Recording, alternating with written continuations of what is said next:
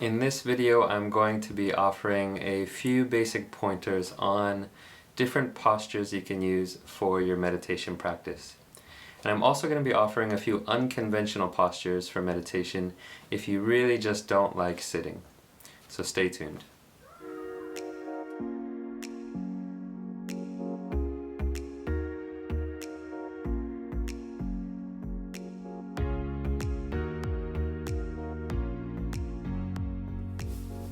So the first thing I'll say about sitting meditation, or meditation in general, is that it really helps if you have a nice, solid meditation cushion. This is something that we also call a zafu. So you can have a zafu. There's also a zabuton, which is a bigger, usually rectangular cushion that you put the zafu on. But my one recommendation for getting a zafu or a meditation cushion is to get one that is filled with buckwheat. So buckwheat is a certain type of filling, and it's very solid. So when you sit on it, it doesn't compress. It stays nice and solid and gives you the kind of support that you really need for meditation. The other alternatives, usually you can find meditation cushions filled with kapok. And kapok is sort of a soft, almost cottony type of material. The problem is that it really compresses very easily and doesn't give you nice, solid support. So if you're getting a meditation cushion, look for the one filled with buckwheat. So the first meditation posture that I'll describe is the one that I use personally. And to do that, I'll show you what it looked like. So, you want to put your meditation cushion on the ground. I usually try to angle it so that there's more height. The higher up you get, the easier it's going to sit. And you want to sit on your meditation cushion, and the first one I'm going to show you is something that I call quarter lotus. And so this is a variation on the full lotus posture that you'll see in movies and magazines, people who are very flexible. So first I'll explain full lotus. Full lotus is when you put one foot on top of the thigh, and then if you were able to take the other foot and put it on top of that thigh, that would be full lotus. I cannot do full lotus, and I probably never will be able to. But it doesn't matter, because there are many other postures that you can do for meditation. So what I do is something called quarter lotus. Quarter lotus, you put one leg down, and then you're going to take the other shin and you're going to put it in front of that leg. So here you can see I've got the one shin and foot in front of the other one. It doesn't take too much hip flexibility to do this, but really the higher up you get with your meditation cushion, the easier it's going to be on this. The reason that is if you think of your legs like this, if your thumb and your forefinger are like your thighs, and your forearm is like your spine, if you have your knees pointed up, it's going to pull down on your spine. It's going to create a lot of tension there. The more that you can get your knees pointed down, it's going to create a nice kind of posture. It's going to create the nice tilt that you need in your pelvis to give you more of that support. So in this way, when your knees are pointed down, you can actually sit very comfortably for a lot longer. This is in contrast to what you see with a lot of beginners, and this was true for myself when I first started, is when you sit on the ground without any support, and your knees might be kind of tucked up like this. So you're sitting like this, and what happens is, again, if your knees are pointed up, it pulls down on your spine, so you end up curving like this. It's very hard on the low back. What you want is to get your knees pointed down, get your spine up. So what that looks like is like this. So in this way, you can sit much more comfortably for a longer period of time. So this is what I would recommend. So, some other variations on that. First is you can do something called half lotus. So if you're a little bit more flexible than this, what you can do is you can take that foot and put it on top of the other calf right there. And you could even point that knee down to the ground. So this would be half lotus, and you can switch halfway through. You can put the other one up and put that down. But again, I really like quarter lotus, just like this.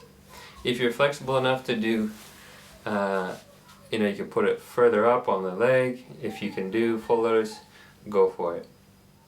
The next variation is something that we call Thai style.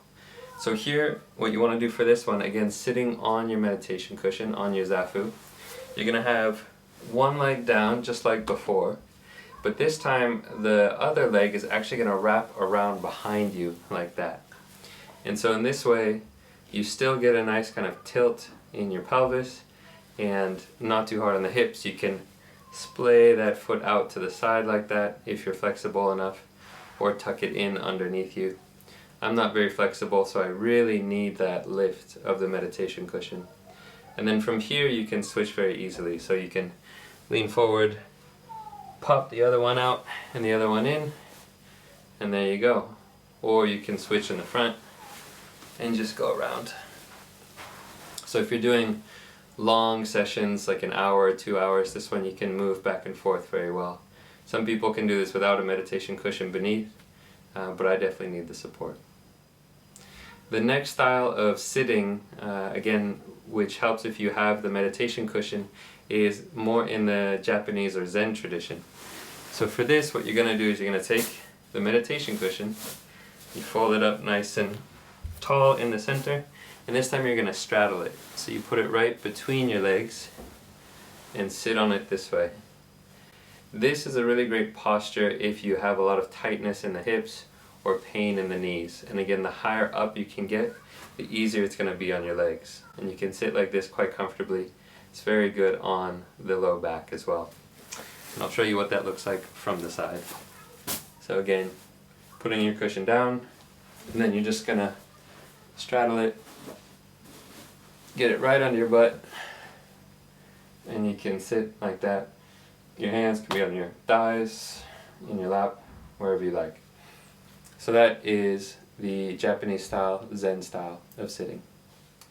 So what if you just hate sitting on a meditation cushion or hate sitting on the ground and that's not available to you? Well, next I'm going to show you a few unconventional but still perfectly good postures for meditation. So the next posture that you can do is actually just sitting in a chair. This is one of my favorite postures, and it's actually something that I've been using most of the time, especially in the last couple months. So really what you can do is just find a comfortable chair to sit in.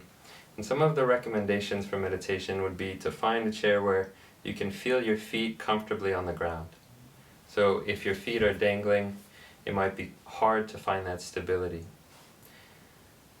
The other thing that you want to look for in a chair is one where you can keep your back relatively upright. So I'll turn this to the side and show you what I mean.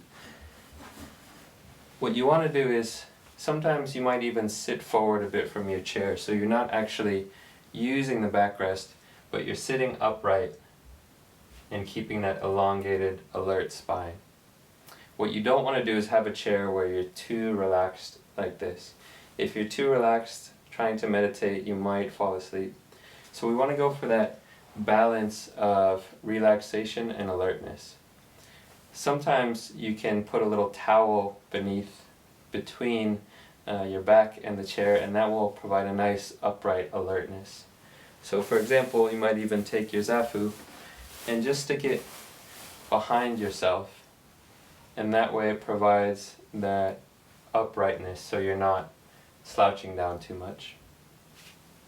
Another thing about sitting in a chair that I really like, I like to kind of straddle the chair sometimes.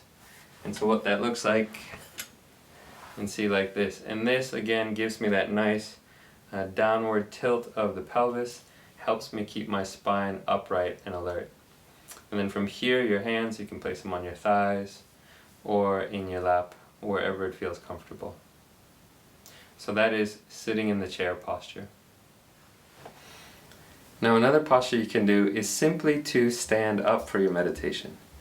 There's actually nothing wrong about standing in meditation, and it's one of the classic postures of ancient texts. So to do this, you simply want to find a nice place to stand, feel your feet firmly rooted on the ground, and then stand for your meditation. It can be 5 minutes, 10 minutes, 30 minutes, however long you like. One thing to know about standing is your feet might get tired, so sometimes you can rock from side to side, or you can alternate between sitting and standing. Whatever works for you, standing is a totally appropriate posture for your meditation practice. Now, if you don't like sitting for your meditation practice, then one of the best alternatives is to go for a walk. Now, you can do walking meditation in a number of ways. One is to find a small path and to walk back and forth on that. And that's sort of more like a formal meditation practice. But another thing is just to go for a walk and go for a mindful walk.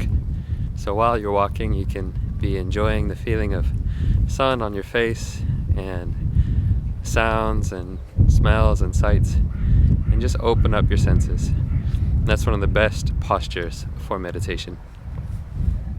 Now next we come to another one of my truly favorite postures in meditation. This is a posture that goes back all the way thousands of years to ancient times. And this is the posture of laying down. So what you're going to do is you're going to find a nice comfortable bed and then simply lay down. Now here you might be thinking, Jeremy, what are you doing in the kitchen? I thought we were going to learn about meditation. Well, in this next little segment, I'm going to show you one of my favorite postures for meditation, and that is the posture that I call dishwashing. So what you're going to do is you're going to face your dishes, grab some dirty dishes like so, grab your sponge, and then the posture is to simply wash your dishes mindfully. One of the best postures for meditation there is. The next awesome posture for meditation is what I call toothbrush posture. So for this, you're going to grab your toothbrush, grab yourself a little bit of toothpaste, get a little wet, and then for this meditation posture, you brush your teeth. Now another great posture for mindfulness is what I call the rose posture. And what this is about is taking time to stop and smell the roses.